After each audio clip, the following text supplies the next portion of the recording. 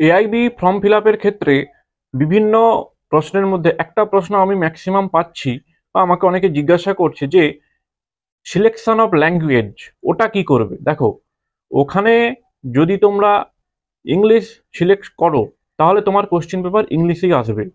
কিন্তু যদি ওখানে ইংলিশ বাদ দিয়ে বেঙ্গলি, হিন্দি, উড়িয়া এই যে ল্যাঙ্গুয়েজগুলো সিলেক্ট করো তাহলে ইংলিশ প্লাস ওই সিলেক্ট করেছো যে ল্যাঙ্গুয়েজটা ওটা আসবে।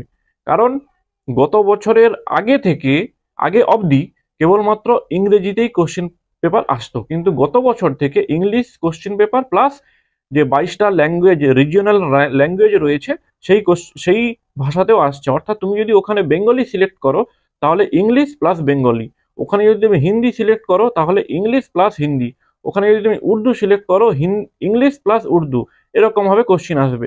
আর যদি তুমি ওখানে ইংলিশ সিলেক্ট করে দাও তাহলে কিন্তু কেবলমাত্র ইংলিশেই কোশ্চিন পেপার আসবে। সুতরাং ওইখানে যদি কেউ বেঙ্গলিতে মানে পরীক্ষা দিতে চাও তাহলে কিন্তু ভয় পাওয়ার কোনো নেই যে শুধু বেঙ্গলিতে আসবে, তা নয়, ইংলিশ প্লাস বেঙ্গলিতে কিন্তু কোশ্চিন পেপার আসবে।